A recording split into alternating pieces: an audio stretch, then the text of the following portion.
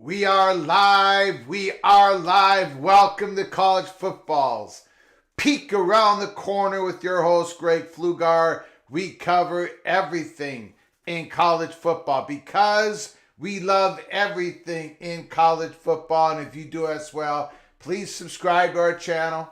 Smash the like button if you like our content. Share the video with your family and your friends if you want to donate to this college football rebel outpost channel for you sickos out there. For you college football sickos, hit the $ where you make a comment and I'll get to your super chat as quick as I possibly can. All of you, every single one of you are welcome in to the studio that sits on the corner, the very corner of Keith Jackson Parkway and Kurt Gowdy Avenue. Do not be afraid. Do not be afraid to be a legend with your comments in the chat room and with your phone calls later in the show. Welcome in, everybody. It's gonna be an interesting show, but it's gonna be a simple formatted show. We're gonna be talking about Hawaii, the Rainbow Warriors, joining the Mountain West Conference as a full member starting in 2026. And if you read the fine print, and we're going to be reading the fine print, sounds like a really good deal for Hawaii. Obviously, the value of Hawaii has gone up a little bit because of the betting world, right? The content, the Hawaii content after everything has been done, finished, and played out for that Saturday night, for that Friday night, for that possible Thursday night. You still got the Hawaii game going on, or about to kick off. So Hawaii, I think they got a really good deal. The Mountain West Conference is now at 8 full members. And we're going to be reading the Brett McMurphy of Action Network's report on what is going down in the Mountain West Conference and what they are trying to do next. Brett McMurphy was the one who broke it about midnight Central Time last night. And we're going to be talking about it in the live show today. We're also going to be going through the schedule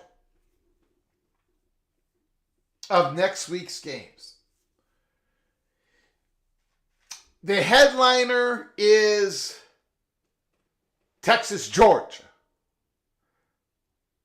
But there are a lot of other games that are sneaky important. Sneaky important. And I'm looking at you, Texas Tech Red Raiders. I'm looking at you, Texas Tech Red Raiders. Quarterback Morton, the wide receiver who's got over 40 catches, Josh Kelly. You've got a very sneaky, important game. The Fighting Illini. They are scattered throughout the schedule.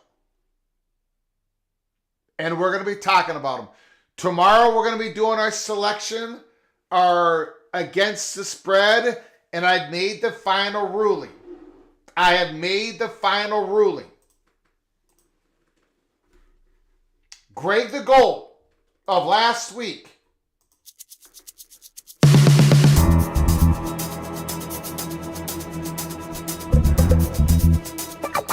Remember, the tally of last week's games was 5 wins, 4 losses. For the very first time, I had a winning record against the spread. That means for the very first time, Greg the Gold made an appearance here in the studio in front of you all. However, there was controversy. Hold the congratulations, Michael. One of the 10 games that we made the pick on. One of the 10 games that we made a pick on was for Indiana and Nebraska. For some stupid reason, because I am a moron, I had it as one of the 10 games to pick for week 7. And it wasn't even a week 7 game. And what makes it even worse, I never caught on to it. And what makes it even worse, the PATC community never corrected me. But it was a game selected during that last week. So therefore, I have made a final ruling on it. Greg the Gold needs to have Indiana win by more than 3.5 to have a winning record last week. So Greg the Gold has not made his first appearance yet. But I am confident. I am confident that the Indiana Hoosiers are going to defeat the Nebraska Cornhuskers by more than 3.5 points. I need it.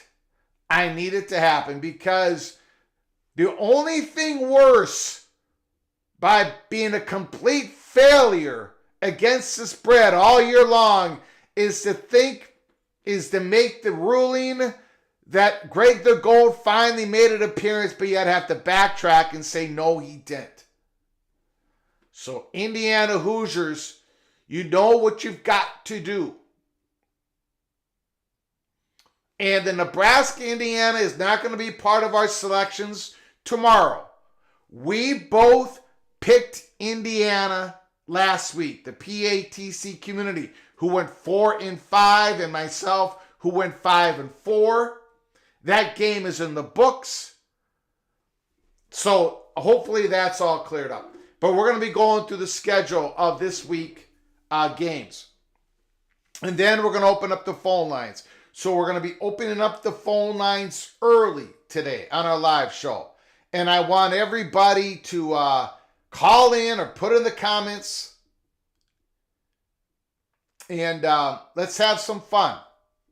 Let's have some fun. Talk college football. Ricky, I enjoy all the info you let us have. Thank you so much, Ricky. I do appreciate it. Thank you so much for your generosity. Once again, helping us keep the lights on here. We do the best we can. And again, I've been asked about the Pac-12 situation. I've been poking, I've been prodding, and I've come up empty. I talked about it yesterday for a little bit. I don't have any information for you. I'm not holding anything back. I'm not embargoed. I'm not being held back. I don't have anything.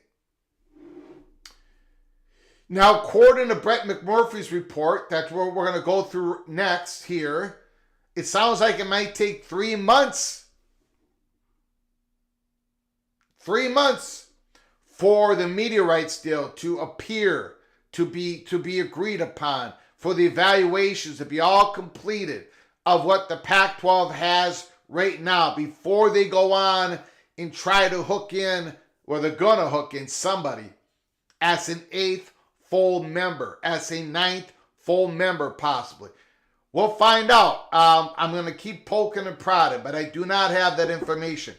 Not yet. Thank you, Ricky. I do appreciate your incredible generosity once again. Thank you so very much. Appreciate it. So let's do it. First of all, let's do our roll call. Nick Kelso is in the house. Larry the GM. Big game for Larry the GM. Texas, Georgia. And I don't know, Georgia defeats Mississippi State 41-31. They have been struggling. They're not the same Georgia team. I think there's high expectations that Texas is going to beat Georgia this week. We'll talk about it today, and we'll talk about it more tomorrow, because you better believe it, that is going to be one of the games that we select against the spread. AMAC is in the house. Michael Batts is here. Mountaineer, Jeff Morgan, Colorado Buffalo, Richard L., LSU Tiger, Ryan Brooks, John Till is in the house. Mr. Pac-12, Stephen Clark, Mr. Arizona Wildcat Grant is in the house. Kansas State Wildcat John Grove is here. The architect, John Dry, the very happy, the very, very, very, very happy Oregon Duck Humble Bumble Duck is in the house. Sheep and Wolf's Clothing. No one went after Brett this time. Rock and Rant is here. Juan Carlos is here. Mr. Bearcat. That is one of the sneaky games we're going to be talking about. Cold in Northwest Ohio today, leaving for Florida tomorrow. The Cincinnati Bearcats. 2-1 in the Big 12. I believe they're 4-2 overall. If it wasn't for that collapse against Pittsburgh, they'd be 5-1. Sorsby, you guys, I try to cover. This is a national show. I don't have everything memorized. I think Sorsby something like 13 touchdowns, 3 interceptions, completing about 2/3 of his passes, 65, 66, 67% of his passes, doing exactly what I thought he would do at Cincinnati. In fact, he's playing even a little bit better than I thought. And then you've got Kiner. And then you've got Pryor. And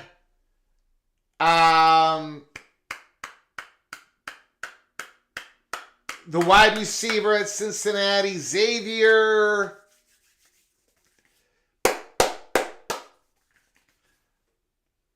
And the name has just left me. Xavier something or another.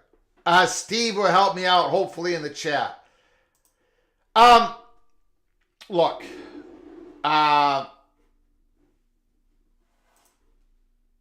Nurisbezbedez. Yes, it's exactly the name that I was thinking of. Hernandez. Okay, thank you, Steve. I appreciate it. Anyways, what I'm trying to get at is that offense is really, really percolating out there in Nippert Stadium in Cincinnati. And they've got a very sneaky game this week. There's a lot of sneaky, really important games. Just one example that we're going to hit upon.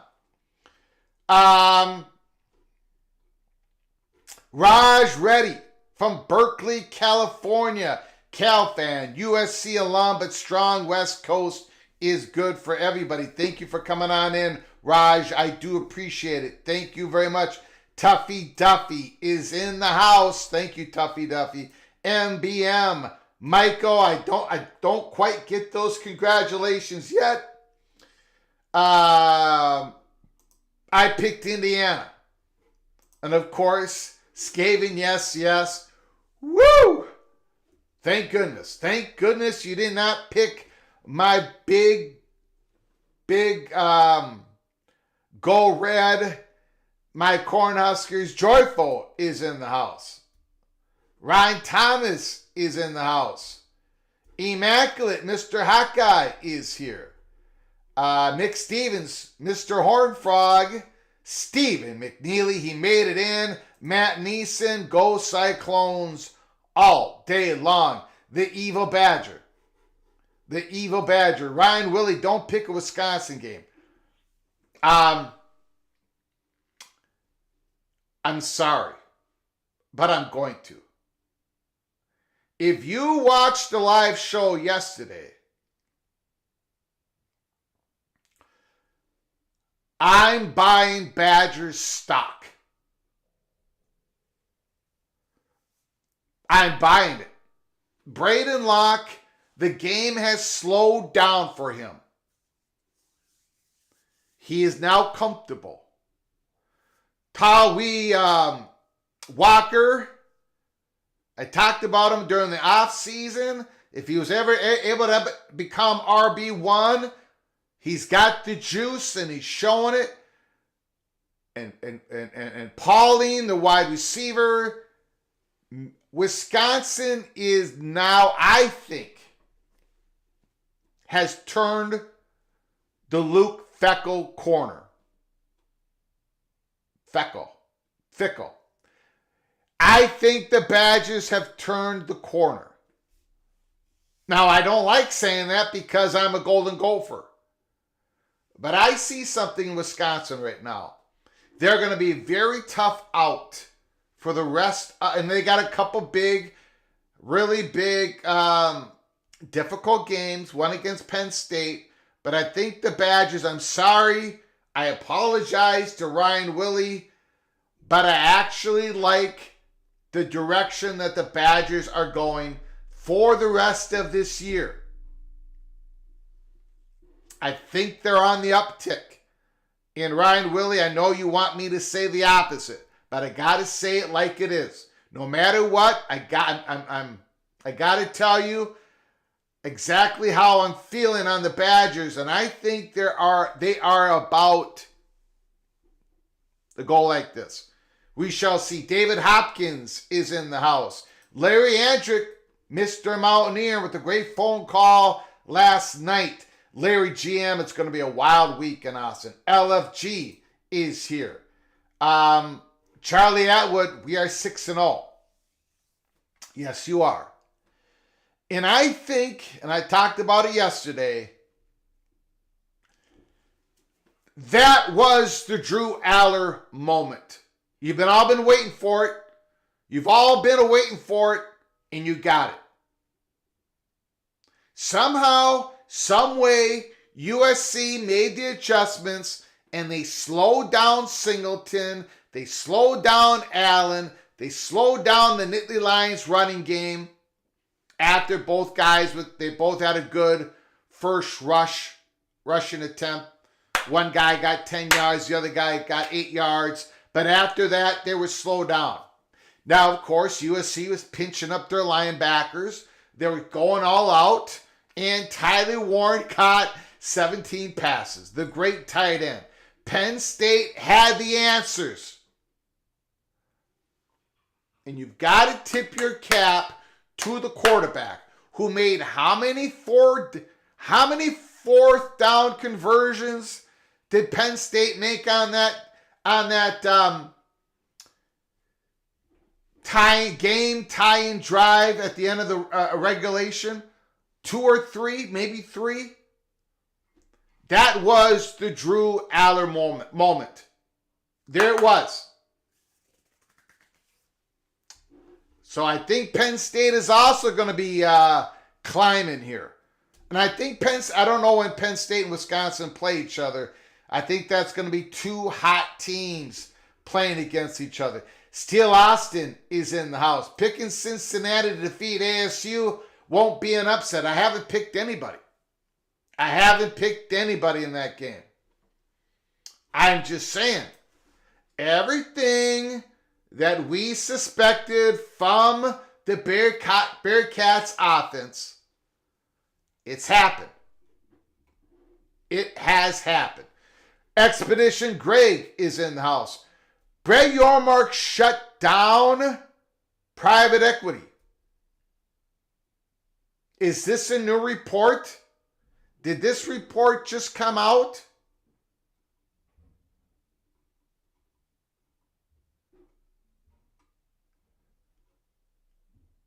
Anthony Carlson, go green.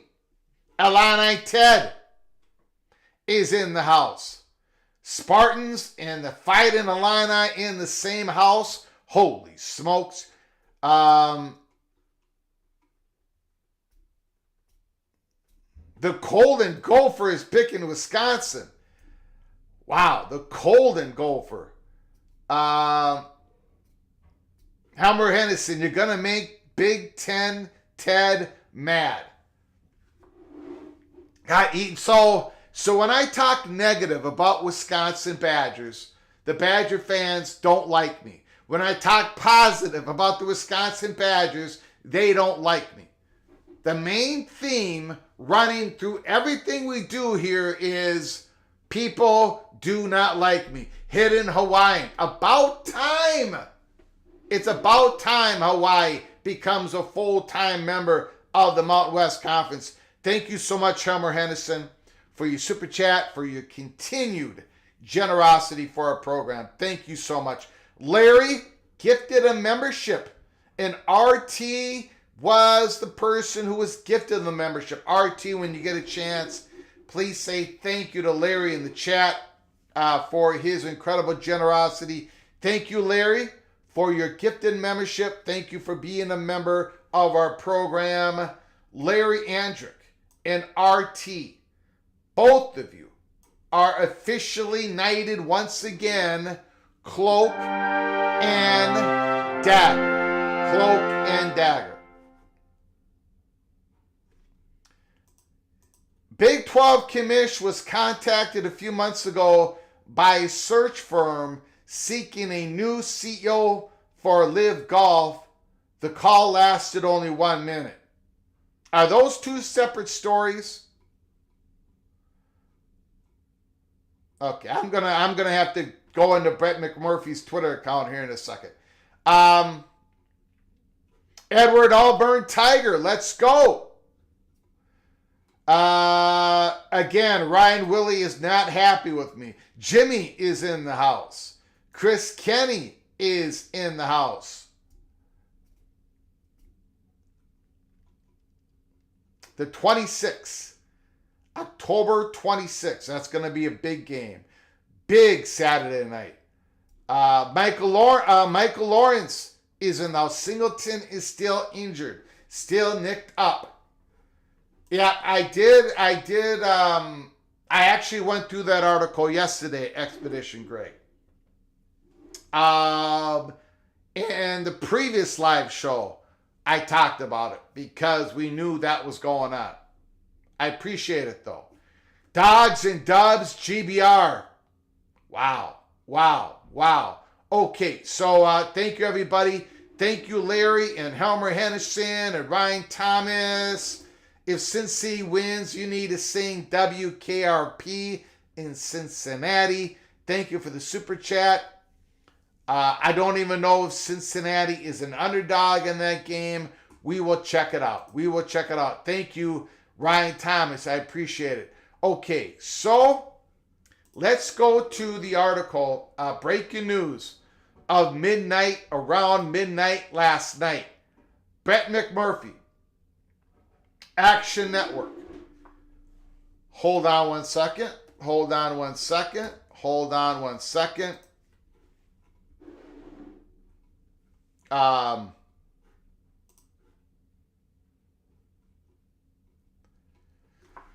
This is Brett McMurphy's post.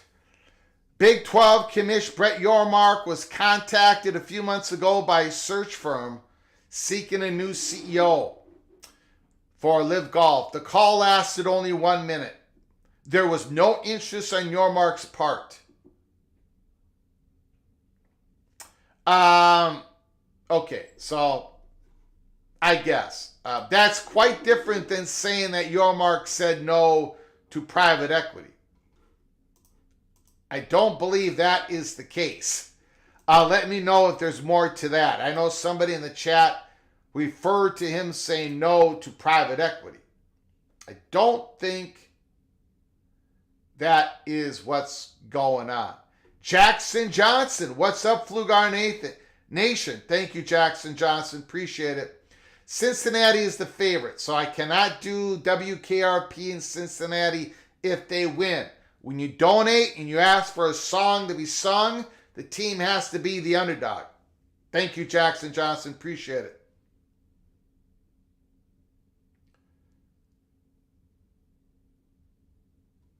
Oh, okay.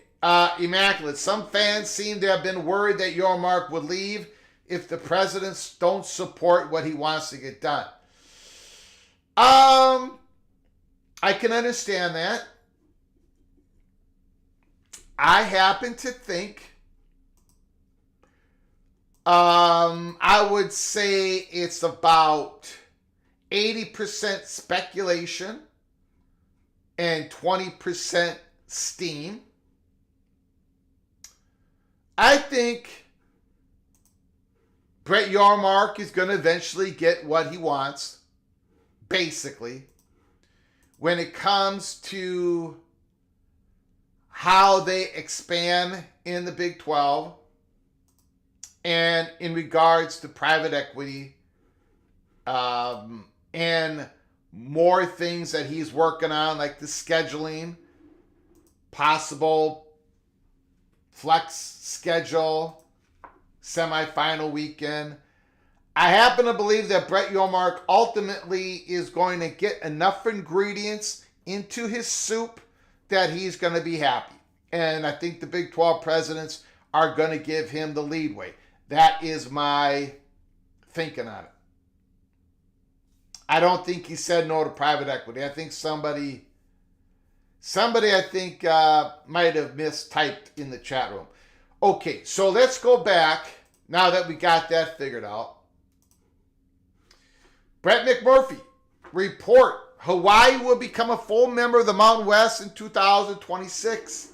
Given the league the required 8 full members to meet the FBS requirements as an NCAA conference, sources told Action Network. With Hawaii on board, the league will resume discussions with the MAC schools, Northern Illinois and Toledo, to potentially become football-only members, sources said. Again, there's no mention of the Montana schools, South Dakota State, North Dakota State as potential members of the Mountain West Conference. We here at Peek Around the Corner reported, and we got this a couple different ways, that North Dakota State don't know if they're going to get an invitation, but they are ready to say yes. They just don't know if the dominoes are going to fall their way. At this point, from public reports, it doesn't look like it's going to go their way. It doesn't look like North Dakota State, South Dakota State, or the Montana schools are going to have a decision to make. We know, you can take it however you want it, that North Dakota State internally, if given the invitation, was ready to pop, was ready to pull the trigger. But again, our reporting, we had no idea. Things had to go their way, and it doesn't, right now, it just doesn't look like it. We're going to keep an eye on it. We're going to keep poking and prodding. But right now, the Mountain West Conference, according to Brett McMurphy's reporting, and we have no reason to disagree here at Peek Around the Corner, that the further they will resume discussions with Northern Illinois and Toledo. And what's interesting about this is the resumed discussions. The Mountain West Conference, they made a decision that they had to get the Hawaii domino piece done first. And now it's done. And we're going to go into the finer details of that here in a moment. But to have further discussions, to resume discussions with Northern Illinois and Toledo, the door has not been shut. In other words, Northern Illinois and Toledo have not shut the door on the possibility of them becoming football member only of the Mountain West Conference. It hasn't happened yet. And they've had plenty of time to say, nah, you know what? We're good. Or internally, Northern Illinois has not said, okay, we've used the Mountain West Conference as leverage. We've used their interest as leverage. Maybe we can get a little bit more out of the MAC. Probably not. So this is real. I mean, this is serious. I have no idea if it's eventually going to happen. I don't know. I don't have that information. If I had any steam, I would pass it along. I have none. But the resumed discussions, that means it's serious. Look, it's apples and oranges, but yet there's some similarities. You're going to hear reports in early 2025 that UConn and the Big 12 have resumed discussions.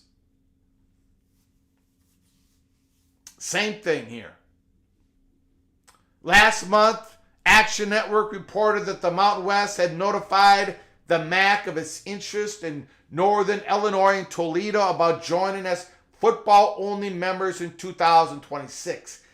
If the Mountain West adds Northern Illinois and Toledo, it would make the league the only conference with schools in 5 time zones.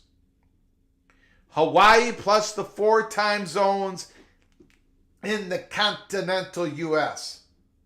This could potentially increase the value of the Mountain West future media rights sources said. In other words, media partners like when a conference covers more than one region of the conference, of the country. It brings value to the media partner.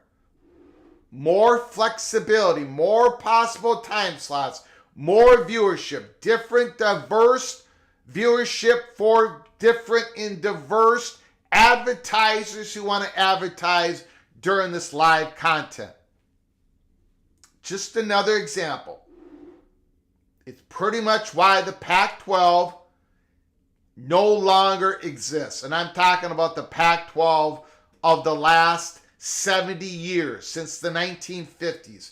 It's why it doesn't exist, because it did not expand in the Central Time Zone when it had the chance to do so. Other conferences have learned. Yormark learned this. Jim Delaney learned it way back when he said we have to become a two-region conference, when he took Rutgers and Maryland, which are very valuable members of the Big Ten. No, they're not a drag on the Big Ten. Sorry, people on X.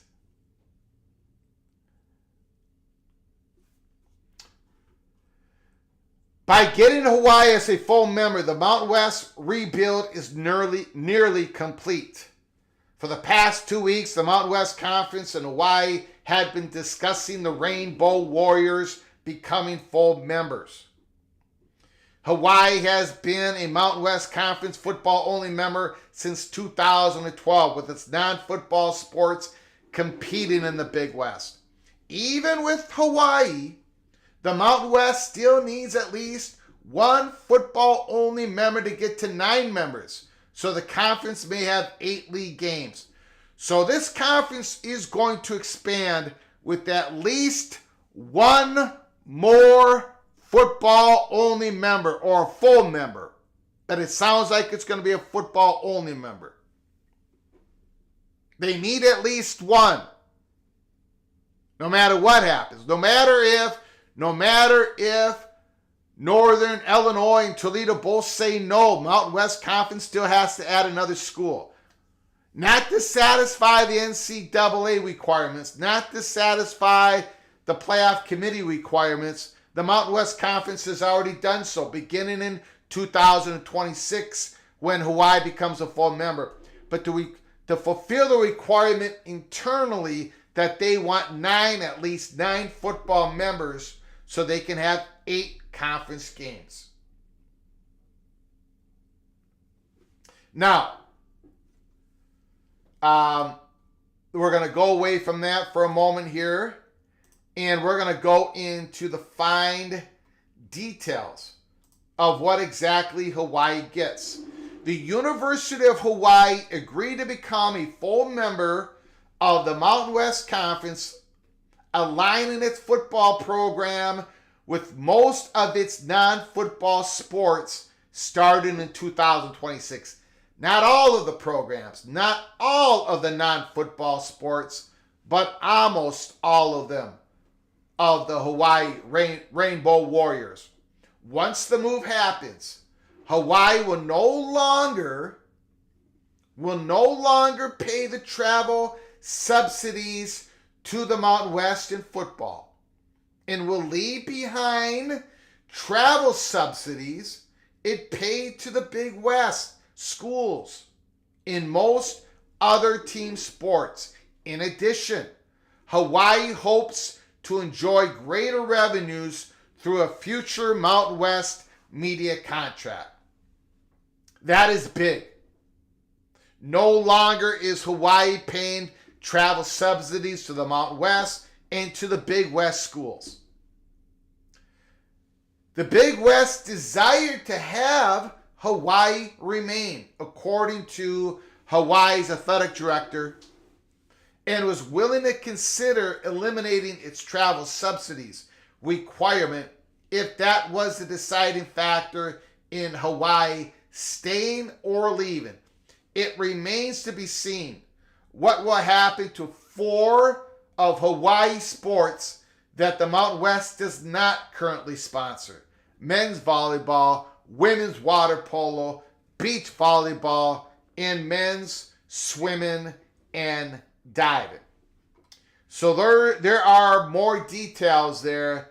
You can see how Hawaii had some leverage. They actually had leverage and they used it.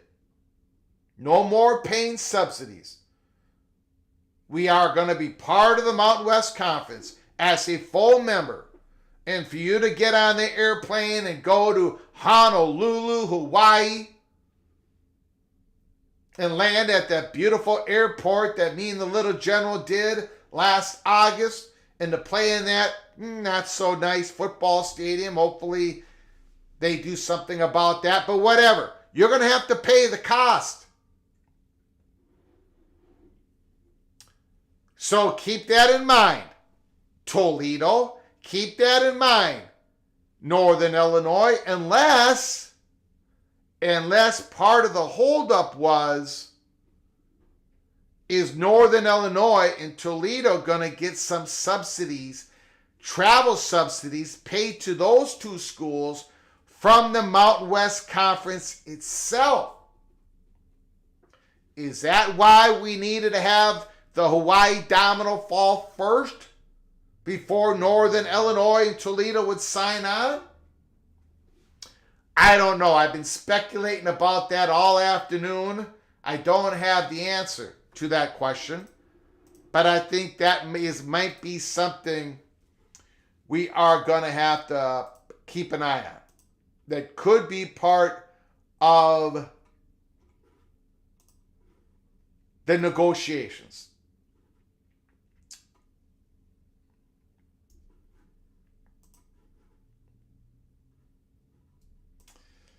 Hidden Hawaii. The Hawaii administration finally did something positive for once. Well, Hawaii had leverage and they used it. And because of the world and how it's changed, and where gambling, betting on college sports has spread across the country, you don't have to go to Atlantic City anymore. You don't have to go to Las Vegas anymore. For most of the country, you can do it in the privacy of your own home. Hawaii value has gone up. The Mountain West Conference is probably going to be able to squeeze a little bit more juice out of their future media partners because of Hawaii. So the world has changed and it favors Hawaii. Very interesting. Very interesting.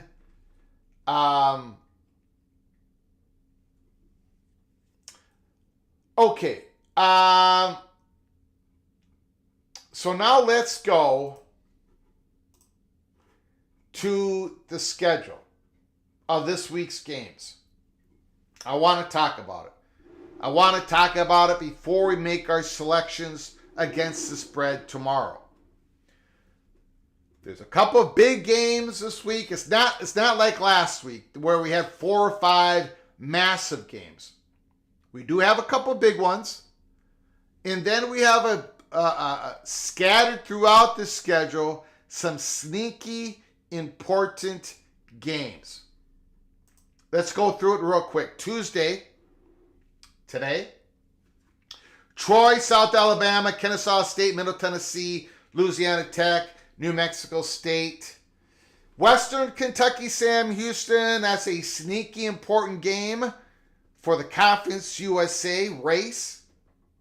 If you look at the standings, both of those teams are undefeated in the conference. That's an important game on who's basically going to end up playing Liberty in the championship game of that conference. Boston College and Virginia Tech, both schools have 1 loss, 1 conference loss. So again, kind of a sneaky important game in the ACC conference race. That's going to be Thursday night. Friday, you've got undefeated BYU. They should be able to handle the Oklahoma State Cowboys. Right? At home. Right? So BYU should be able to hammer that in, get the win. You never know about Mike Gundy's team and what maybe surprise they have. But all eyes will be on BYU Friday night. Oregon, Oregon's going to blow the doors off Purdue. Florida State and Duke. Duke only has one conference loss. That's a home game against the Seminoles. So Duke, it's a sneaky, important game for the Duke Blue Devils. I believe they're 5-1. I might be wrong on that. They have one conference loss. An important game for Duke. And now we get into Saturday. Well, Miami at Louisville. Don't have to say anything more. Right?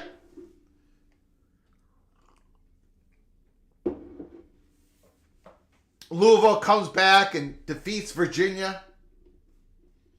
Louisville still has only one ACC loss.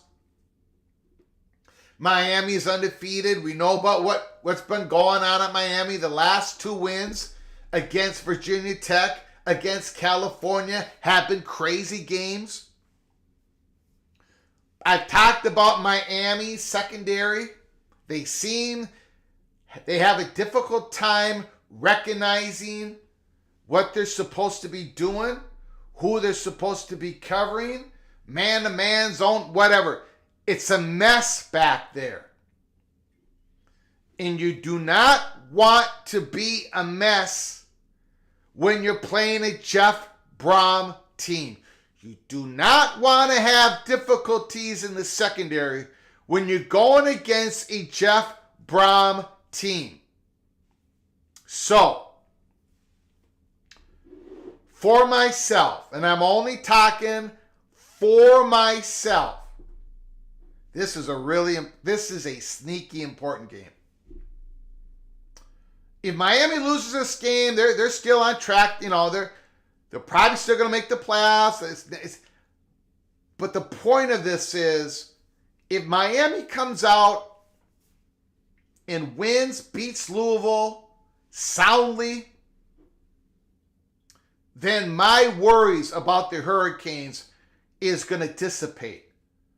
But if Louisville goes up and down the field on the Hurricanes secondary, like a limited offense Virginia Tech did, like California did, Louisville, then to me, Miami, their problems are cemented. This game, for me, means a whole lot. And what's going to happen in the last 4 or 5 games in the ACC conference race. I consider this game incredibly important. Virginia and Clemson. If Clemson blows the doors off the Cavaliers, more evidence that Clemson is just on a roll and they're not going to be stopped until the ACC championship game if they get stopped at that point. Virginia, congratulations to the Cavaliers. Congratulations to Coach Elliott. You've turned a corner. You've been competitive this year. You've been more than competitive this year. But I think you're going to go up against something that can't be stopped. We're probably going to see more evidence of that. Nebraska and Indiana. A hell of an important game. Nebraska has one conference loss. Indiana has not lost a game. If the Hoosiers lay the wood to the Cornhuskers, if they go 7-0 after this game, holy smokes. Holy smokes. I love the quarterback. I love Indiana's offense. If you've been watching Curtis Rourke, if you've been watching this, you know it's really not a fluke. The way he processes the field, he did it at Ohio Bobcats. And Tony White, the defensive coordinator of Nebraska, is no fluke. He should be a head coach next year. Dylan Raiola, this is his biggest game at Indiana in his young career. Very important game. Auburn, Missouri, East Carolina Army. Are we going to see Army win by 20 points again? By 25? By 30? Can anybody slow down Army in the American Athletic Conference? Wisconsin at Northwestern. Northwestern comes off a win. Maryland. But again, I like how Wisconsin is playing. I think they've turned the corner. UCLA going all the way from Los Angeles to Piscataway. The Bruins looking for their first Big Ten win. And Rutgers' offense has been annihilated with mistakes, with incredibly poor play from the wide receiver room, dropping passes. Athan Kaliakmanis, the Greek rifle, has been completely off. Manungai, the great running back, needs help. He needs help. Everybody's loading up the box on Rutgers. Rutgers needs to make a couple big plays early in that game. UConn is sitting there at 4-2. A big game for the program here. If they can beat Wake Forest at home, they're on their way to a possibly decent bowl game for the UConn Huskies. Arizona State, Cincinnati.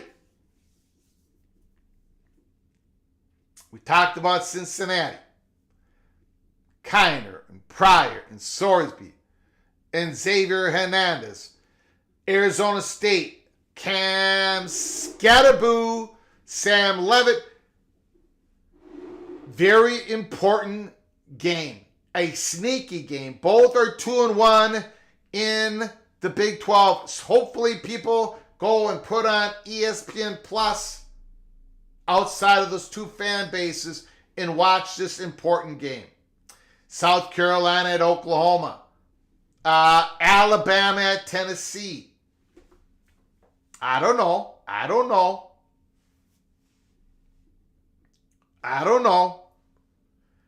what's going to happen here. It's going to be one of the games that we pick tomorrow, and I've got no idea what I'm going to do. I tell you what, Tennessee's offensive line is absolute confusion. Alabama's defense is not confusing anybody. So I don't know what's going to happen. I got no idea what's going to happen. But whoever loses that game, wow, I don't know if they're going to be able to recover. Somebody's going to lose that game. And mentally, emotionally, the fan base, spiritually, I don't know if they can recover. Notre Dame and Georgia Tech. Haynes King is day to day, the quarterback of Georgia Tech. Jamal Haynes, who won that game at the end for Georgia Tech, is going to be getting the rock against Notre Dame, and Notre Dame suffered another major injury. Benjamin Morrison, the great defensive back, is out for the year. Michigan and Illinois, sneaky game. The Fight in Illini, we know what Michigan is. 5-6 great players take a step back this year. But we don't know Illinois. We thought we knew what Illinois was. But that game against Purdue, holy smokes. Can they recover?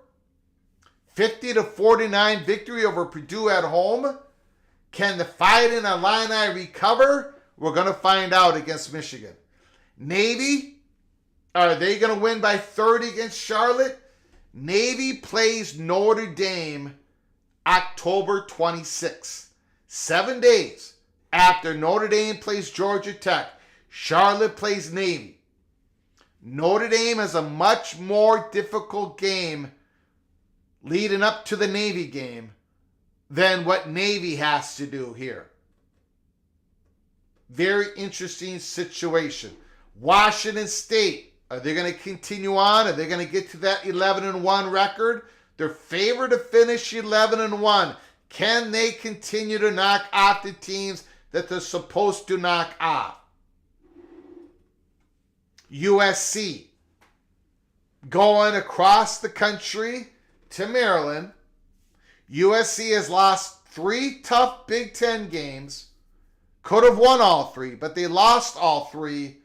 Can they get it right against the Terrapins? If not, Lincoln Riley is going to feel a lot of heat. And then Texas Tech. They're favored to beat Baylor. They should beat Baylor. But Texas Tech is, if they win this game, they're most likely going to be rated in the top 25 of the AP for the first time since, I believe, 2018. If Texas Tech wins this game, they're 4-0. Morton, the quarterback, Josh Kelly, Brooks, the running back, the Red Raiders defense. Do they got something figured out on the defensive side of the ball? Because they've got it figured out on the offensive side of the ball. Can Texas Tech do what they're supposed to do? Can they handle their success and do what they're supposed to do this Saturday? A sneaky important game. There's a lot of teams in the Big 12, a lot of them, that are rooting for a Baylor upset. Red Raider Nation says, That's an important game. Texas A&M should roll over Mississippi State. LSU should roll over Arkansas, but they're both on the road. Arkansas has already done an upset. Mississippi State only lost to Georgia by 10 last week. A&M and LSU have to take these games seriously this Saturday. Both of these games are sneaky important. Vanderbilt, Ball State. If Vanderbilt wins this game, that's their 5th win. Number 5. Vanderbilt has all the opportunity in the world to get to a bowl game this year. And then Georgia, Texas, the headliner of Week 8. A lot of people, including myself, are starting to doubt the Bulldogs for the first time in the last 2 to 3 years. Really. The first time that Georgia is playing without their cape. They're not playing like a bunch of superheroes right now. They're playing like they're mortal. Can Kirby Smart, Georgia as the underdog, go into Texas and beat Texas? A massive game. USC, UCF. So many things wrong with Gus Malzahn's program right now. A lot of turmoil. I don't know what to believe. I don't know what not to believe. I don't know what's going on. There seems to be some turmoil playing the team that has no turmoil. That is cool as a cucumber. The Iowa State Cyclones. Kansas State and West Virginia. Kansas State, they should be a road victory.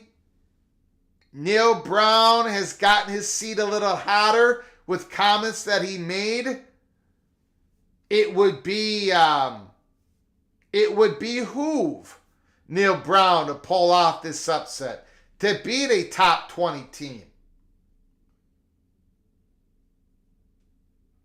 But I don't see it happening. I was very discouraged watching back large parts of the Mountaineers Cyclone game. I think the Wildcats are going to handle their business. We shall see. Iowa at Michigan State. Again, is Michigan State going to slow down that great running back, Caleb Johnson? Probably not. I think Iowa's going to roll. I think Michigan State they already should be happy about what they've seen this year. This was all about going into next year. Aiden Childs getting this first year under his belt.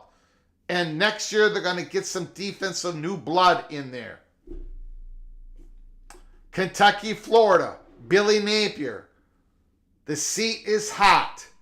Coach Stoops, I don't know what's going on this year with him, but he has said some oddball things this year. Let's put it that way. He's complaining about Kentucky's NIL compared to Vanderbilt. I don't know what he was talking about. Vanderbilt beat Kentucky. And it took a transfer quarterback from New Mexico State that was at the very low end of the NIL market. I don't know what Stoops is talking about. SMU, sneaky important game. Going to Stanford. SMU should win. They need to win. Undefeated in the ACC. UNLV, sneaky game at Oregon State. Very important game for both programs. TCU at Utah, playing without Cameron Rising. Again, a lot of sneaky, important games littered throughout the football schedule. I'm going to take your phone calls.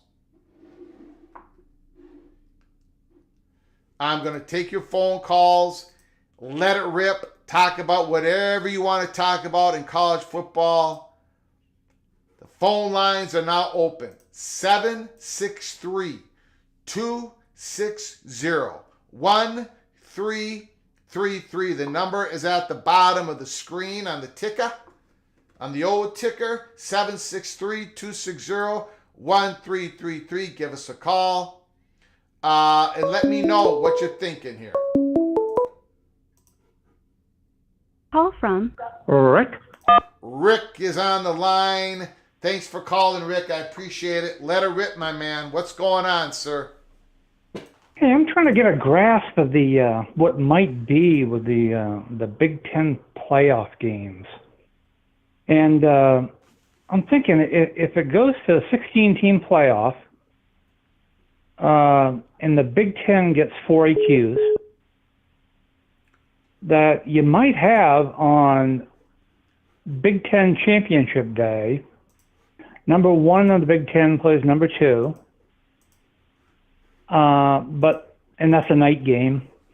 But we'll say 8 hours before that, number 3 in the Big Ten plays number 5 in the Big Ten for an AQ, and number 3 in the Big Ten plays number 6 in the Big Ten for the last AQ for total of 4. Does that sound right? You could do it that way. Absolutely. You could do it that way. No question SEC? about it.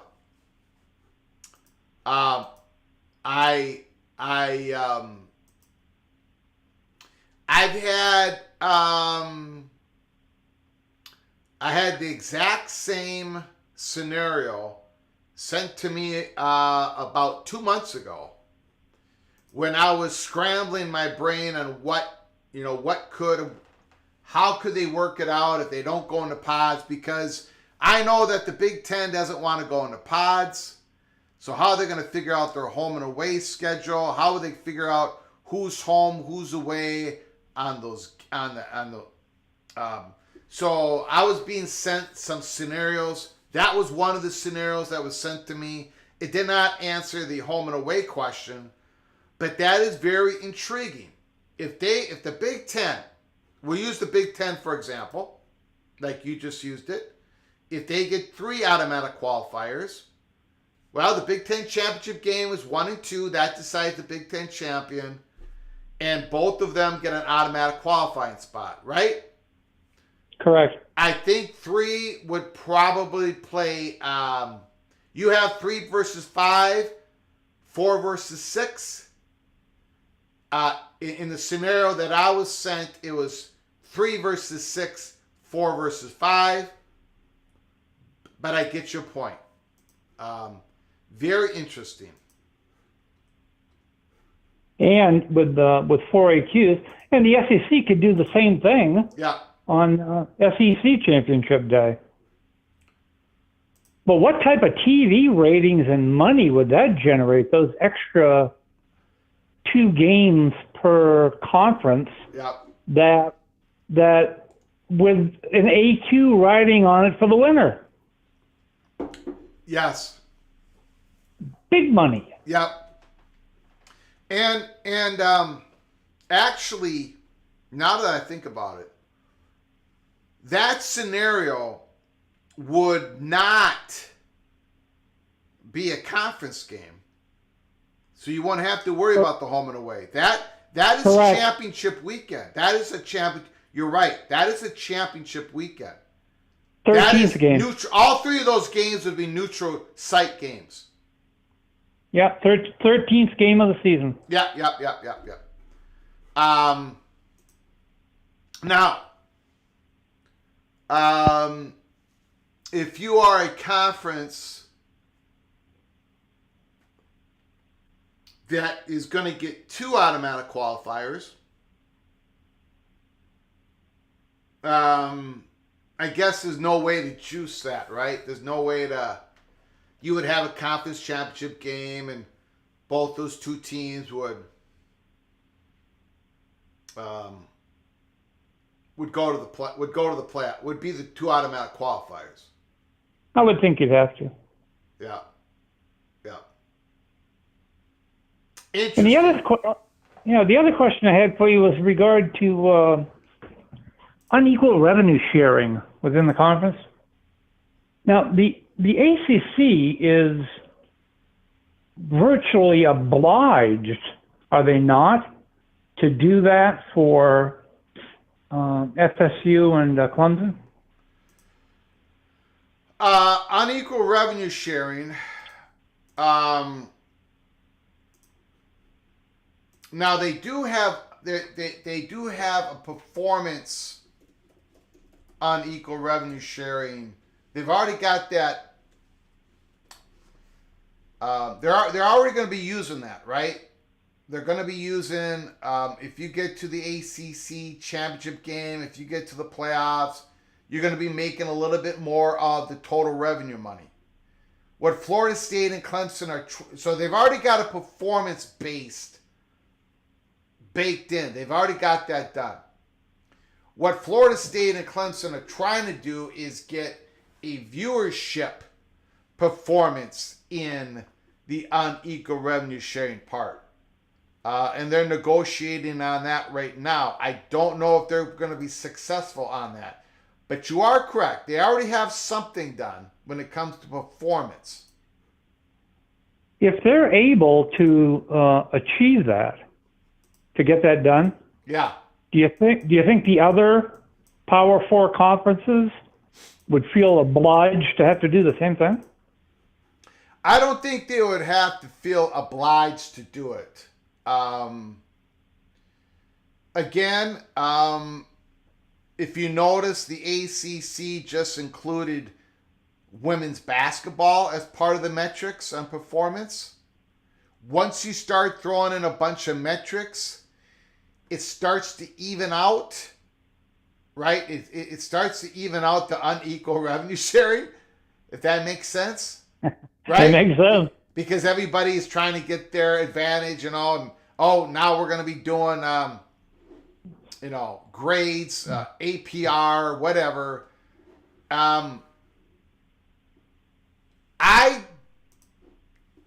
I don't look. I'm not going to say. I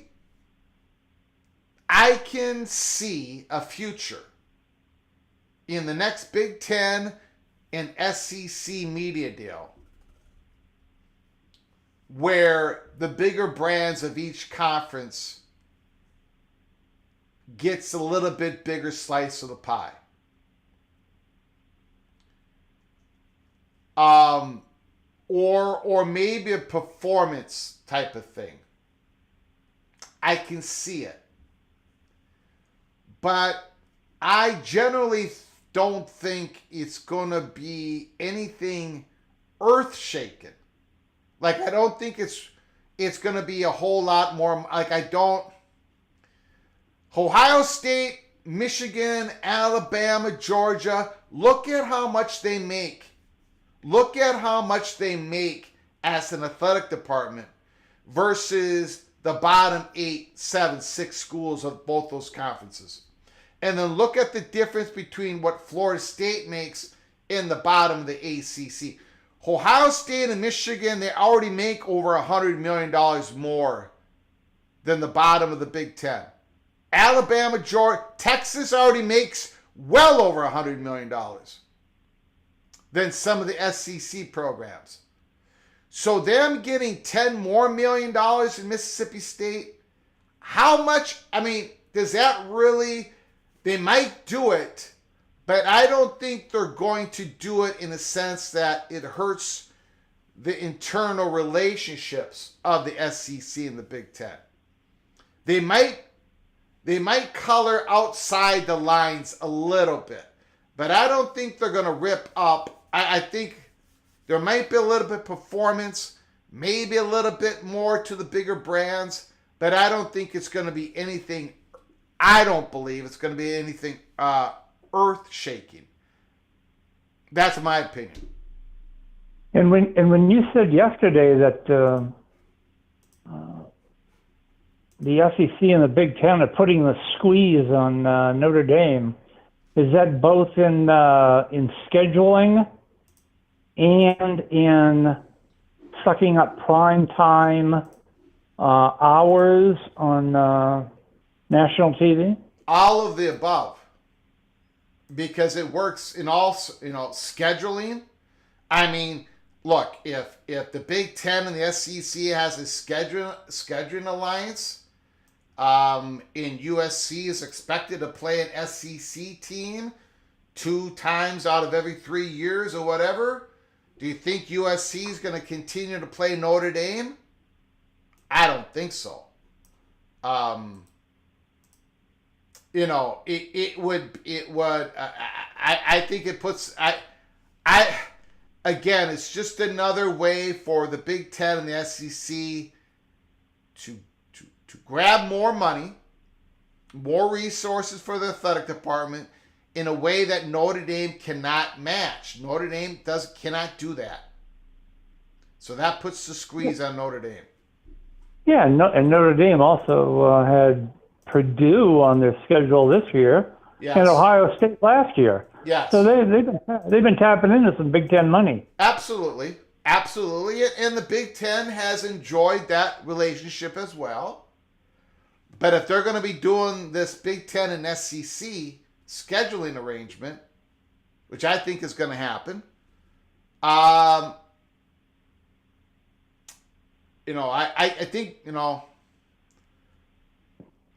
it's definitely making it more difficult for Notre Dame to keep the quality schedule, home schedule that they need for their NBC contract, and they don't have the ability to gain new revenue streams. And it's not just the Big Ten and the SEC. The Big 12 has plans to create more revenue.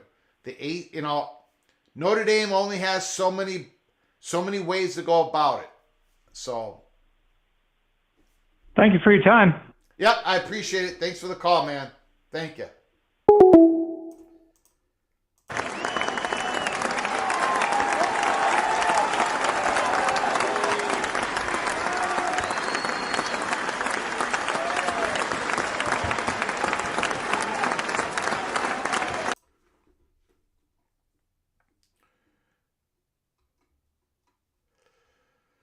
Okay,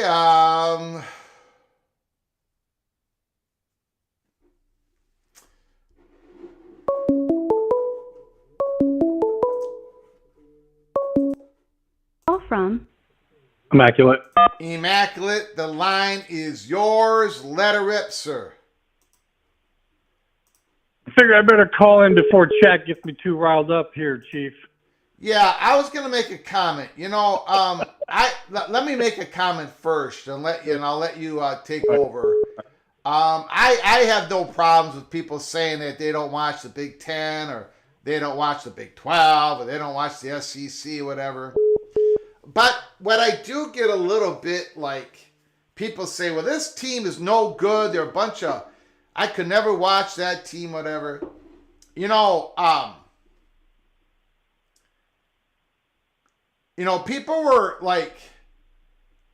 People for like the last 5, 6, 7 years. Why don't the Big Ten just get rid of that dead weight Indiana? Well, look at Indiana now. Do you know how many eyeballs are going to be on Indiana this Saturday? Do you know how many eyeballs are going to be on Indiana, Nebraska this Saturday? Now suddenly Indiana's not being included as one of the bum teams. Again, every football season, there's going to be teams at the bottom of the conference. That's what happens in competition. Suddenly, those teams at the bottom of the conference are no good, lousy. They should be chopped off, and I'm never going to watch them because they're lousy. Well, suddenly, 5, 6 years later, it's a different story. You can see that throughout college football. Tennessee was lousy. They were lousy. And now it looks like they're got a whole lot of interest now. I mean, go through the whole, again, if you don't want to watch games on the West Coast because they're too late, or the Big Ten because they're too snotty, or the SC, that's fine. But when people start taking out schools and saying, I will never watch that school play. Well, you know what? Throughout time, things change. Schools get a new coach. And, things, once in a while, a David beats a Goliath, and that David becomes a Goliath, probably only for a short time, but they become fun to watch because they have a superstar player. So anyways, thank you for letting me say that, Immaculate. Go ahead. The floor is yours. Just to add a little bit on top of that before I go into the quick point I wanted to make. People have been kind of taking their shots at the Big Ten for a long time, and I get it. I mean, I do get it. Like, in a fun kind of way, it's understandable. It's whatever. The talking points are always the same. Oh, it's not fun. Like, tell me without telling me that you don't watch it because you don't like the Big Ten. Like, these people just don't like it. It's for whatever it stands for, whatever it's done. Like, I'm sorry that the conference, the core of it, has been together since before 1900. Yeah. And that has led them to have advantages. I'm really sorry that your schools jump around, move around, don't have long-term stuff. And, that's the difference. And here's a comment. In famous frontrunner, I appreciate you coming on in. Does Indiana have a chance at winning the Big Ten? No, and they never will. Never. Okay, so let me just take that. And Immaculate, then I'll give you as much time as you want. Let me take that, for example. I keep hearing this over and over and over again. There's certain teams in the SEC that have no chance of winning the SEC. There's certain teams that have no chance of winning the Big Ten. Therefore, they're dead weight. Therefore, I'm not going to watch. Therefore, they should be lopped off. Well, let me tell you something. How many teams in this country outside of the Big Ten and the SEC would have a chance to win the Big Ten championship if they were in the conference? How many teams would you feel confident against a Michigan, a Ohio State, a Penn State, an Alabama, a Georgia? That is my point. Like, my whole thing is our like every ACC fan base except for Florida State and Clemson. Do you really think if you join the Big Ten that you would suddenly be competing for a Big Ten championship? And let me talk to the Big 12 fan bases. Do you really think if you join the Big Ten that suddenly you would be contending for a Big Ten championship? Really? I'm not trying to rip on other programs here. I'm not. I'm for David. But Indiana would never have a chance. Well, tell me what team would have a chance. That's the problem with the argument. People are acting like the bottom half of the Big Ten and the bottom half of the SEC are not even trying to win a football game. They are, but they just happen to be playing the best teams in the country every year. And most of the time they're getting their heads beat in. They are $100 million less in resource. Just like the other teams versus the Big Ten and the SEC. Do you think Utah, for all the success they have, and they've had a lot of success in the Pac-12, do you think if they joined the Big Ten 10 years ago that they would be winning Big Ten championships? No. You know what would be happening to Utah? They'd be going into Iowa City and they would have a hell of a time in a rock fight.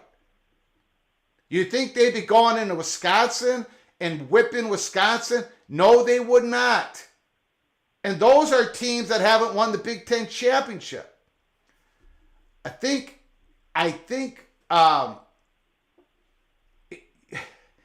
if the value of a team is absolutely nothing because they're never going to win the SEC and the Big Ten championship, then what you're saying is 98% of all college football programs are worth nothing. And I'm sorry to be so blunt, but that is stupid. That is utterly stupid. Most of us aren't going to win the national championship. I am sorry to say that in your lifetime. It doesn't mean you're going to stop rooting for your team, dreaming that someday they might get there and win the championship. But Indiana's value isn't zero because they're never going to win the Big Ten championship. It's not the real world. I'm sorry. Go ahead, Immaculate. You get the rest of the floor, rest of the time. You're good, man. Look, to me, it's pretty easy to see in time. People are kind of, trolling a little bit, having a little fun, ribbing, poking a little bit. Yeah, that's fine. That's all good. I'm not going to say names, but we could see who's doing what. But what I appreciate personally are good, sensible, logical arguments. If you can point at reasons why the Big Ten is boring and say this is what, I'm okay, you know what? I would love to see him fix that too. But when you look at the actual stats, especially this year, actually the Big Ten games are some of the highest scoring games. Many of their teams, such as Indiana, they've changed their offenses. They've changed to trying to do more. Hell, Iowa's even running some option plays now. I can't even tell you, that's, for Iowa folks, that's pretty mind-numbing. So there are changes happening there. And for people who actually watch the games, I think they would say Big Ten football has actually come quite a long ways. But some people, they're not going to watch. And they're going to say it's boring, so I'm not going to watch. And they're never going to see this. Keep in the same things, and that's fine. Yeah. But I just like to do a pushback every once in a while and say, well, for those who might actually be open to it, actually go watch the games. You'll see Indiana actually is a lot of fun this year to watch play. Yeah. Illinois, what Illinois is rated. Wisconsin's finally getting their pass action going. So, anyways, I don't want to go too long on that. Yeah. But what I really wanted to talk about is the Mountain West situation, and what clues that gives us towards the PAC situation. As you remarked, Northern Illinois and Toledo, the Mountain West talked to them first. Yeah, that Monty Show comment's funny. But they talked to them, and clearly that did not go well. Because now that they've got their 8th team, that they're going to have resumed talks over being football only. That's the key. That's how in a Western Conference could possibly get an Eastern member to join on. Otherwise, it's kind of madness to even try and do that and to have all your sports just going way out there all year long. It's pretty crazy. So I'm very interested to see how that goes. I'm very interested to see if Toledo and Northern Illinois talk to them at all. I personally think that we might see them come back saying we want more than just us two. We want to have more of an Eastern presence than just us. That's my thoughts on it. Could be completely wrong, but I think maybe even the PAC is sitting back and watching this and seeing what kind of push this gets. Because to me, for either the PAC or the Mountain West, that's going to be key. Is you got to get to 8, and then you have to get East Coast football only teams, because otherwise it's just too much. Yeah. Boy, the whole Northern Illinois Toledo thing, boy, is it really worth that? Is it really They're the best worth two. it to both those schools to join the Mountain West Conference? I'm having a hard time. Yeah. I would have a hard time saying yes. I think from them, just as it is right here, it's a no. There might be other aspects to the story that we don't know yet. Like, like I was saying, maybe they might be talking about. It's kind of like Tulane and Memphis were the two that the PAC was talking to, but it kind of morphed into being more than just about them, Like there was USF, and then there was talk about UTSA, but it started with Tulane and Memphis. And I think that might be the case here, is that they're starting with Northern Illinois and Toledo because they have, at least in the MAC, kind of historically the most success. Toledo right now is probably the best program there. And Northern Illinois might be the best, funded there with the best following. So I don't know. Yeah. That's where I'm watching this. Is I think that this is actually very pertinent to the PAC. So for anyone who's interested in that, watch this, because Gloria Navarez seems to kind of be the one who gets out in front of things and really puts things together more quickly. So that's all I got. Just wanted to pick it up. All right, man. And talk to you later. Appreciate it.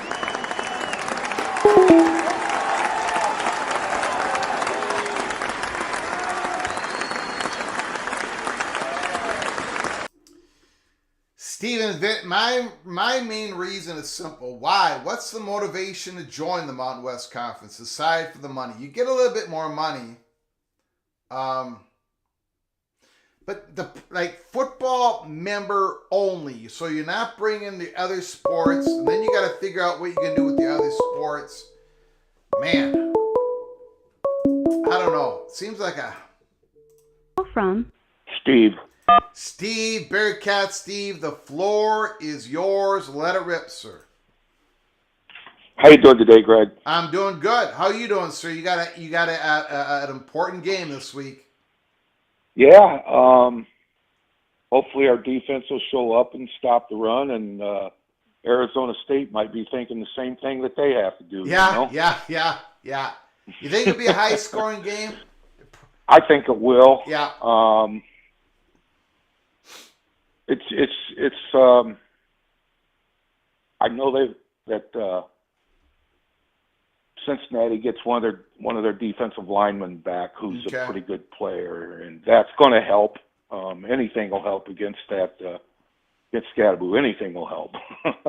Yeah. So, regarding Toledo, Greg, not much here in the local media about this story at all. If you look at what would Toledo do if they went football only? Is the rest of the MAC conference going to say, oh, yeah, we'll schedule it for basketball and women's volleyball and baseball? Would the MAC do that if Toledo says we're going to go somewhere else and play football? I don't think so.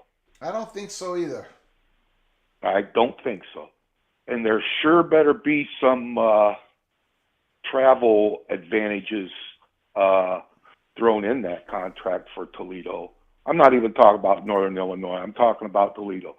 If you draw a map, if you look at a map of the MAC, Toledo and Bowling Green are 25 miles apart, and they're the most centrally located universities in the MAC.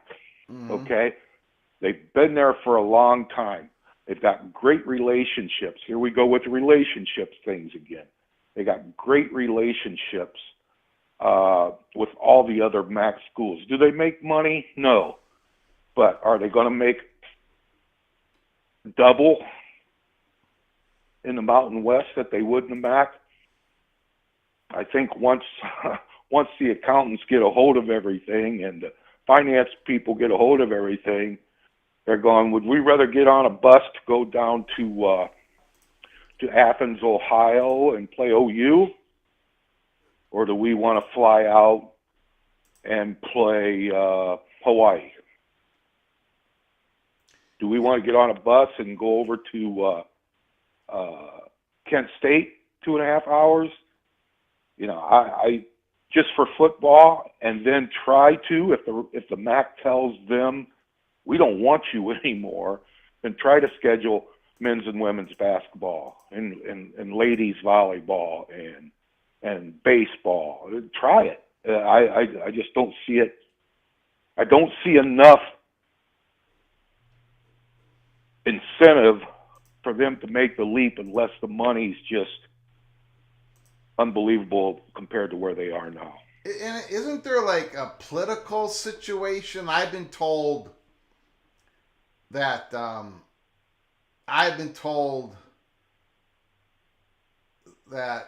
you know, there's a certain political cost for Toledo to leave the rest of those Ohio schools and join the Mountain West. And I've also been told that even Ohio State University has interest in what happens here.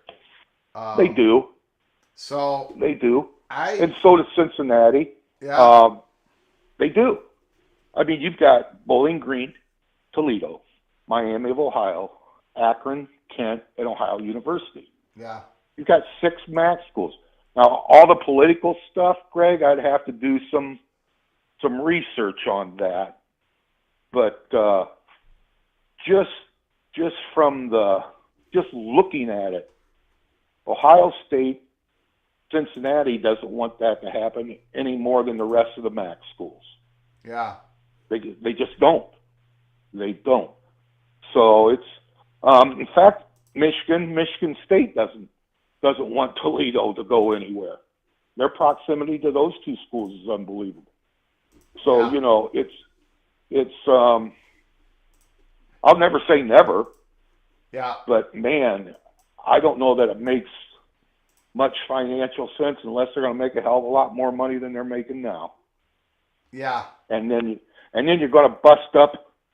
You know, how long's the MAC been around? You're going to bust up all those relationships you've built. Hey, Ohio U, we want to come down and play a men's baseball doubleheader. The hell you do? We're going to play Marshall. You know? Yeah. Yeah. Oh, you know, here's Toledo sitting there going, now what do we do? So, yeah, great points. It's just kind of, I don't know. Like I said, not getting a lot on the local media on this at all, hardly at all. That's unusual because the Toledo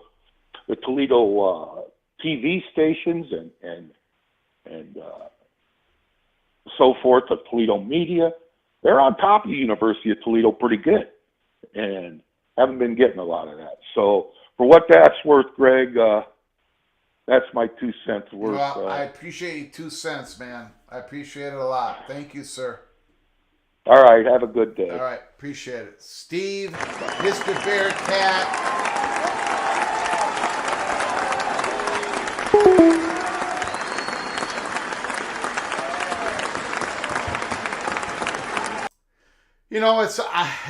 it's obviously a pretty serious situation because they're going to resume talks. Nobody has closed down the talks. Maybe they were waiting for the Hawaii domino to fall. Maybe Toledo, Northern Illinois, negotiating some travel subsidy. That's just my speculation. Nobody has told me that. I'm just speculating. I don't know. Maybe it's my biasness. Maybe it's because I'm from the Midwest and I know how important it is. Like,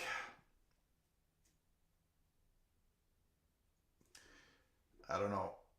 I mean, would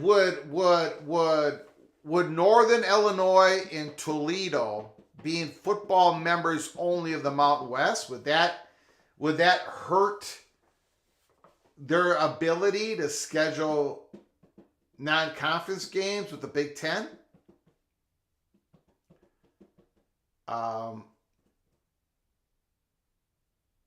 Because that's a lot of money. I don't know.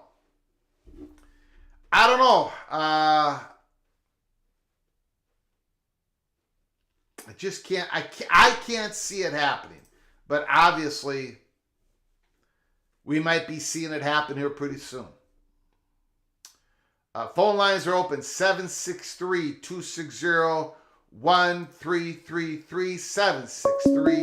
763-260-1333.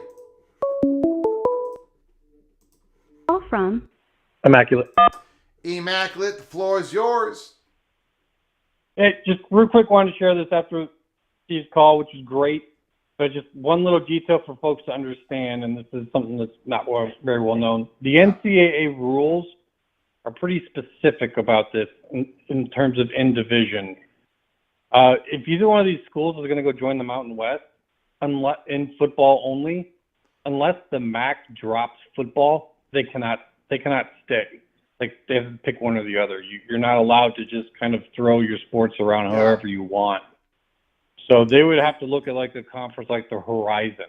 Yeah. And we've seen the same things where out west we've seen them. They're going to have to pick a conference in Division I that does not support football. It's why I brought up the Big East in regards to the PAC and some AAC schools, because the Big East is kind of like, they're in the power conference realm, G5 realm based upon TV deals.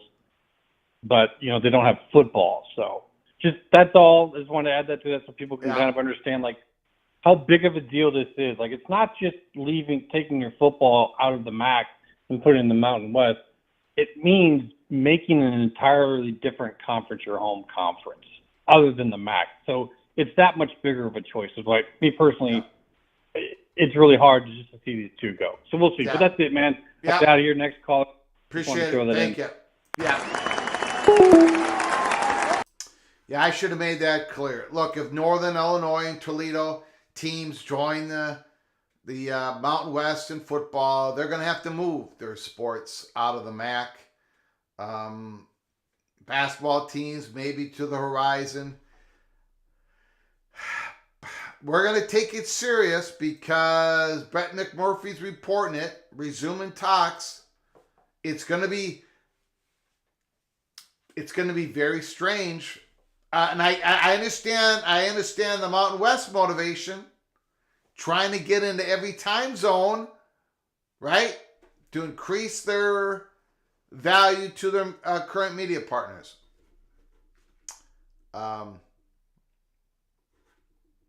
Bo Weevil is in the house.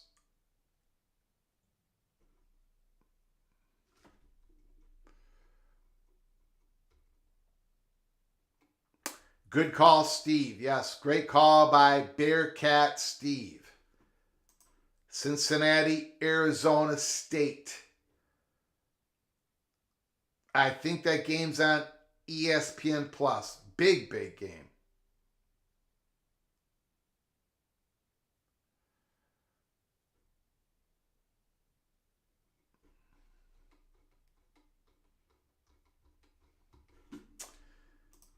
look at some reporting here. I thank you all for joining me for joining me this afternoon. Appreciate it. If you're new to the channel, please subscribe to the channel. Turn your notifications on because we can come on live at any time. And if you want to donate to this College Football Rebel Outpost for college football sickos like you all, hit that $sign when we make a comment, and I'll get to your super chat as quick as I possibly can. I appreciate you all coming on in. The phone line's open, 763-260-1333. We're talking everything in college football. I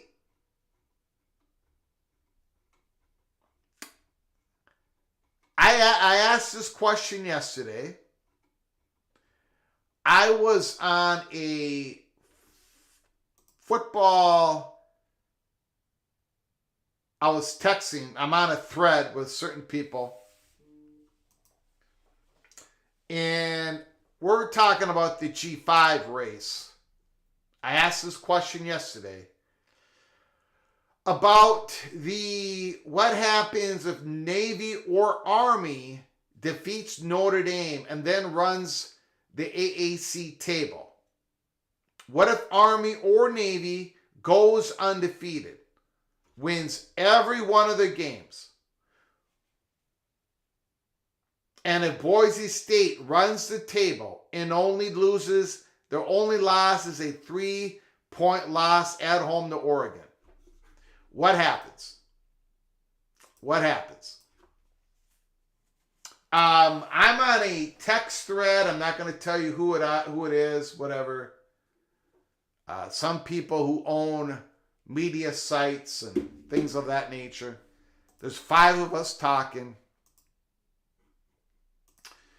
And the conclusion was that we could not possibly see a scenario where both schools do not make the 12-team playoffs. It sort of blows the mind because that means a SEC team, a Big Ten team, a Big 12 team, an AC, one of these teams that probably thinks they should make it in as an at-large bid. It ain't going to happen. Yeah, and the Army-Navy college football playoff decision will occur before their game. Thank you, Larry, the GM. So if for example, if Navy upsets Notre Dame, not this Saturday, but next Saturday, October 26th. And I don't know, let's just pretend Navy defeats Notre Dame. And then Navy runs the table. And then in the AAC championship game, Navy beats Army. Then the committee makes their decisions. The 12-team playoffs is formatted. An 11-0 Navy. No. I'm sorry. A 12-0 Navy, AAC champion, and a 12-1 Boise State Mountain West champion.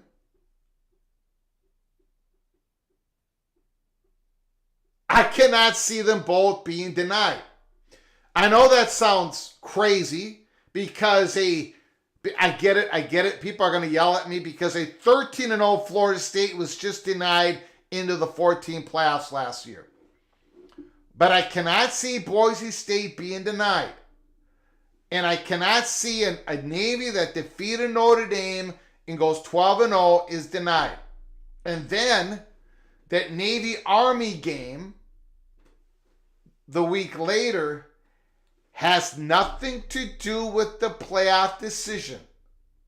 Navy could lose that game by 70 points They're still going to be in the playoffs, or they're still going to be out of the playoffs. Whatever the decision is made.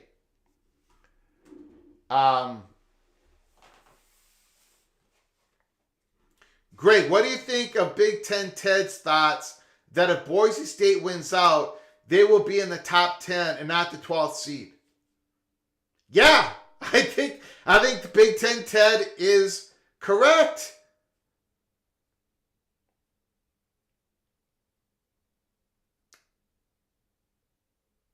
I mean, well, again, I know wait, yes, but what if Navy goes undefeated or Army? Take your pick. I mean, who is the higher rated conference champion between Boise State and an Army or Navy?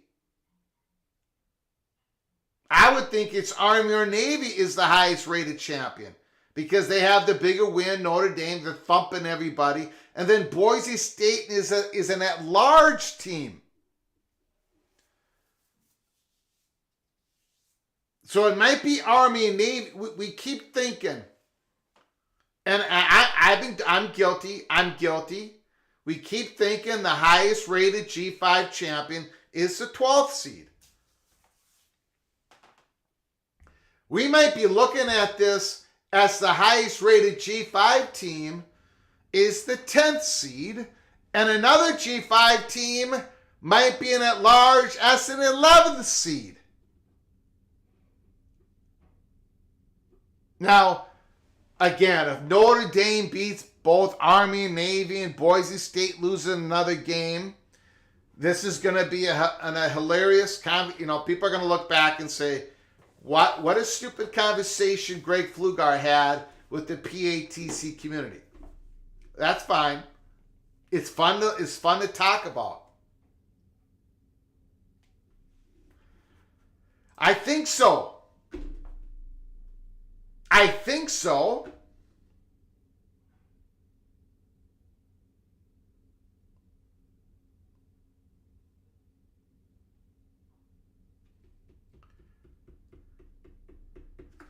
If Oregon wins out, the Boise State loss and the Ohio State loss look very similar. But, Ohio State's going to have bigger wins, right?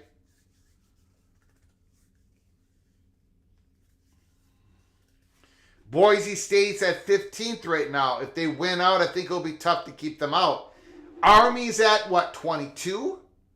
If they beat a Notre Dame, and if they beat a Navy twice, but they only have to beat them once in the AAC championship game.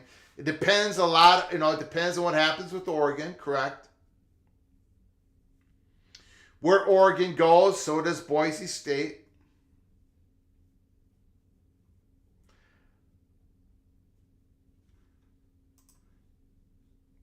Big 12 is, BYU is in the hunt with Texas Tech, and it's crazy. It is crazy. It's fascinating. It's fun. I cannot wait. Rock and Rant, this is exactly the reason why it's ridiculous to think the SEC and the Big Ten getting 4 automatic qualifiers. I think they both will and should get in. Committee doesn't want grief again. I think Iowa State is a class of the Big 12. But Rock and Rant, we had, I can't remember who it was. Was it Rick? Somebody brought the proposal up, and I had this scenario sent to me 2 months ago. Or a month ago.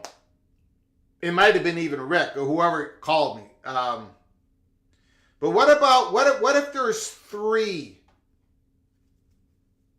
What if there is 3 automatic qualifiers?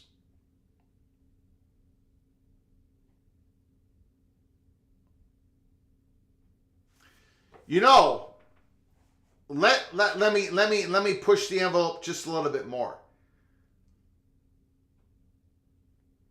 What if there is 3 automatic qualifiers?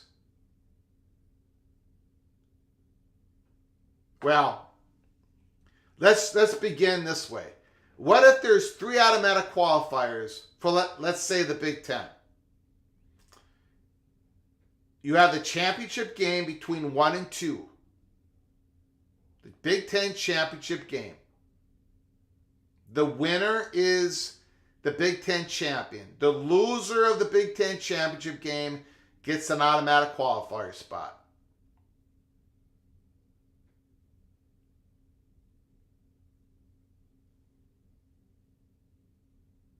Then what if you have 3 versus 4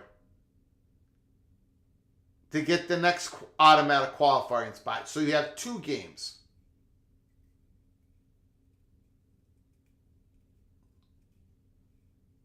Two games on championship weekend. And if you get 4 qualifiers, 4 automatic qualifiers, you would have a championship game and then 3 versus 6, 4 versus 5 to determine the next 2 automatic qualifiers. So there's different ways to work it without having a semifinal tournament.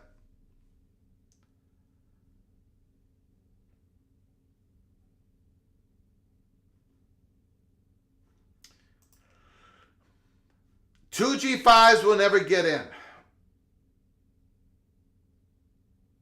We'll see.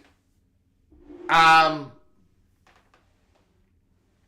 got nothing against Notre Dame. Nothing against Notre Dame. I don't. I really don't.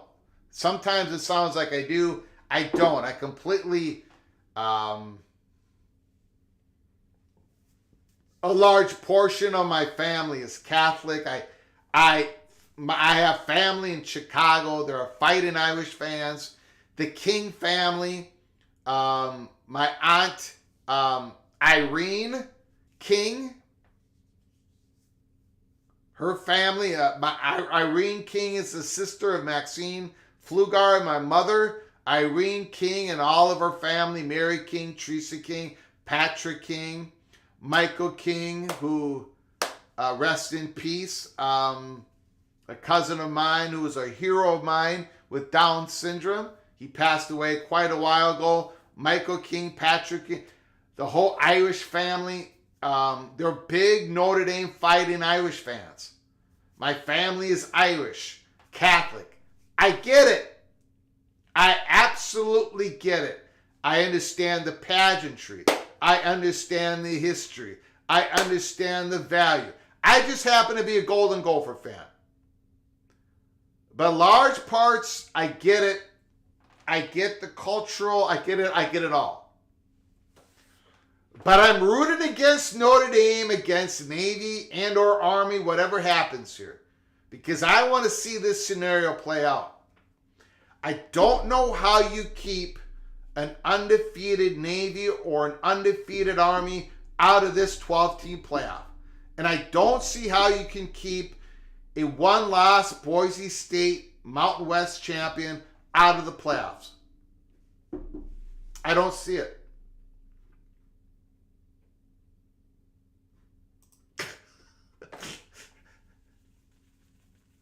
Go Navy, beat Army, and I'm gonna say go Army, beat Navy because of my father, who served in the Army. Anyways, I think we're gonna wrap it up. I think it's a fascinating. I just love. I love what's going on this year. We'll take another call. From Chef Maul. Jeff, the floor is yours. Let it rip, sir. Hey, can you hear me okay? I can hear you. Thanks for calling. All right. Appreciate it. All right. This is Chef Maul. I have 2 interesting points. One really quick about what I've loved about this season. I don't think this was intentional, but it's kind of worked out that way. I'm a Miami fan, and with Clemson and SMU, you talked about they can all go undefeated. Yes, sir. And I think the tiebreaker would be, the records of their opponents. Yeah.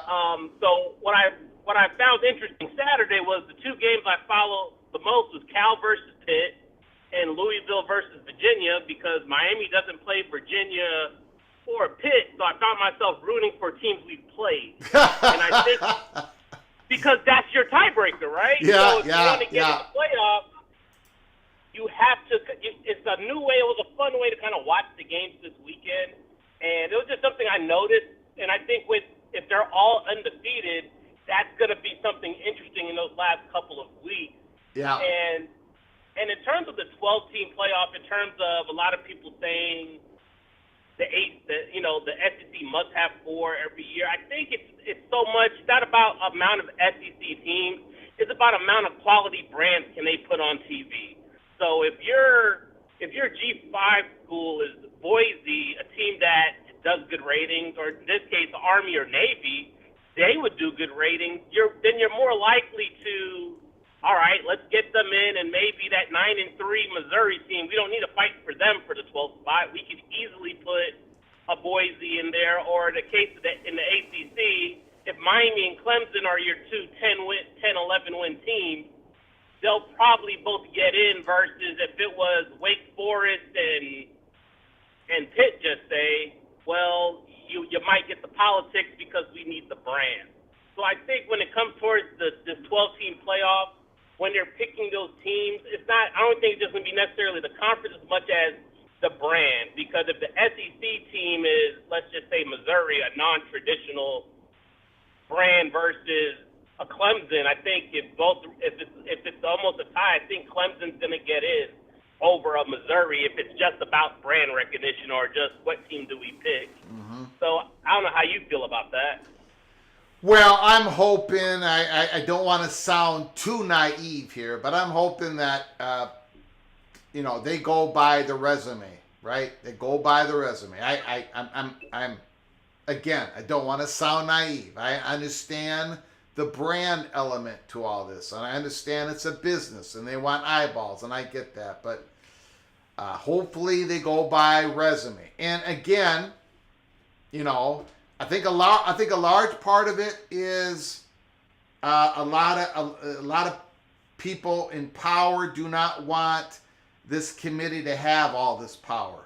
They want to have the decision made by their conference races. So that's why I think another reason why we're going to get more automatic qualifying spots in this. But I get what you're saying. I also get, look, if an Army or a Navy gets into the playoffs, I think all these playoffs are going to have a lot of eyeballs on them, right? But if an Army and Navy is in the first round of the playoffs, let's say they have a home game, whatever, there's going to be a lot of eyeballs on it. And there's going to be a lot of eyeballs on Ashton Jeanty, the great running back from Boise State. Let's not kid ourselves. So, I don't know. I hope, again, nothing against Notre Dame. I'm going to be praying for Navy to pull the upset 10 days from now, 11 days from now, 12 days from now. Yeah, that would definitely be fun. Yeah, that would be fun. All right, man. All right. Hey, make sure you call again, Jeff. Love to call, man. Yeah. All right, I will talk to Miami football with you whenever you're ready for that. I got it. All right, thank you, sir. Right. Thank you. Yeah. Beautiful. Beautiful call. Miami, another Miami hurricane in the community, Jeff. I just, sorry, Greg, you're wrong about the possibility of 2 G5s getting in. Well, Patrick, it wouldn't be the first time I was wrong, and it won't be the last time. But as you all know, I root for David over Goliath. I do. A lot of people say, well, Greg, he's a Golden Gopher fan. He's a Big Ten homer. No, I am not. I don't root for the Big. I'm not. Now, I got to give you guys the information that the Big Ten is trying to push for this and this, and of course I'm going to defend some of the values of these programs that A lot of you don't think they have none, but I root for David over Goliath. I wasn't rooting for Michigan in the playoffs last year. I wasn't rooting for anybody or against anybody. I don't say go Big Ten, go Big Ten. For those who know me, the Big Ten hates me. The Big Ten hates me more than you hate me. Trust me on this. Trust me on this. Ask the LA Times report. Ask people who know what went down in 2022. And even with the Oregon-Washington thing. When I came out and said, when Kevin Warren announced that he was leaving, I came on here and I said, a certain media partner is very happy. This is a good day for Washington and Oregon. I'm not going to go down that rabbit hole, but I got in trouble. I got in trouble again for spilling the beans. So, look, Patrick, I'm probably wrong.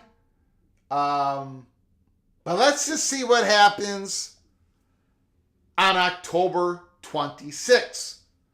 October 26th, when Navy plays Notre Dame. And then we'll find out what happens on November 23rd when Notre Dame plays Army. And again, Notre Dame is on the road for both of those games.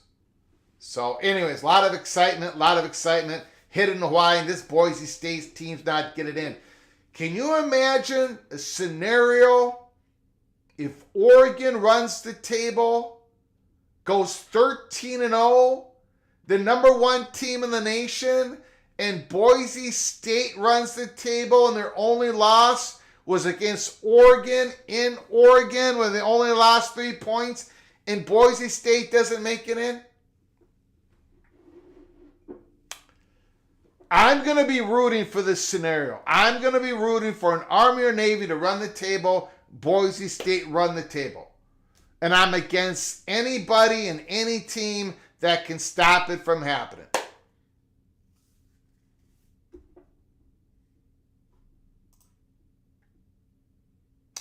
Okay, we're going to close it up. We've been on the air for 2 hours. I appreciate the donations, the comments in the chat room, the phone calls. I do appreciate it.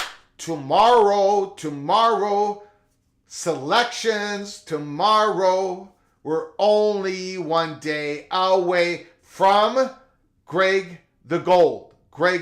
So we're going to be doing our selections tomorrow for week 8 games against the spread. Talking more college football. Hopefully, I may be able to drop some cloak and dagger. We shall see.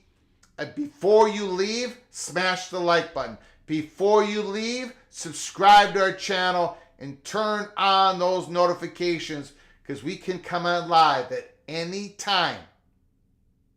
If there's breaking news, we're coming on live. So until next time, from all of us at College Football's PATC, Peek Around the Corner, please, you all take great care of each other. Thank you so very much.